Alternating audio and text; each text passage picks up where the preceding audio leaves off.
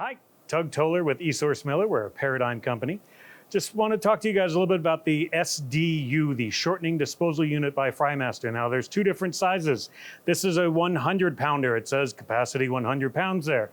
There are other ones that are 50 pounds. That's important to know because for the most part, for fryers, they tend to be about 40 pounds a pot. So if you try to put two pots in a 50, they're gonna overflow and hot oil, not good, okay? So with this, you want the oil to be warm, not all the way hot, certainly not cold, warm, about 170, 180, 160, somewhere around there. With this, you just unlatch. This will swing up. With the fryer, let's get that ready to dump down into it.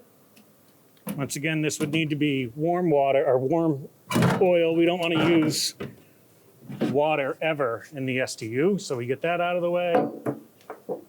We grab this, position it underneath,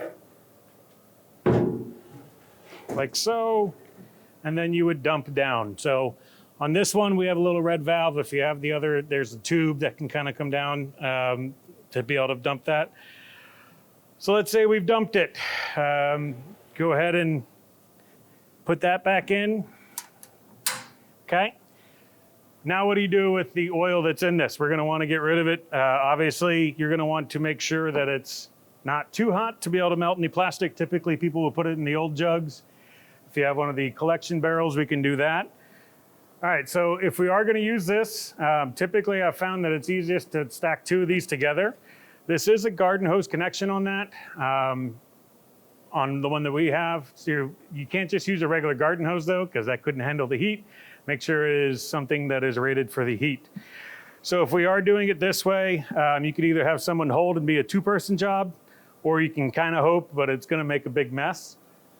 With this, on this, as you crank, if you crank away from yourself, that is that you're now pumping and you're trying to get it out to go to that box or the container, whatever that might be. You can actually see some oil going from me pumping a little bit.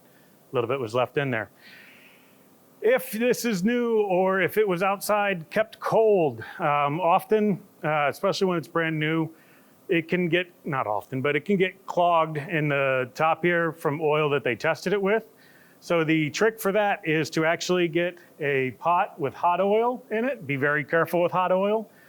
And then instead, you're going to take this, and it's probably a two-person job, but you would have, if this was a pot of hot oil, you would submerge this part, and you're actually gonna go backwards on the pump to get it to the clog out, as it were. So hot oil on that. So once you're almost done and it's starting to really sputter and it's not really pulling much out, the trick that we've done is we just made a little block. We put it underneath this so that it's angled back, and then you can still be pumping and trying to get that last little bit out. It tends to help.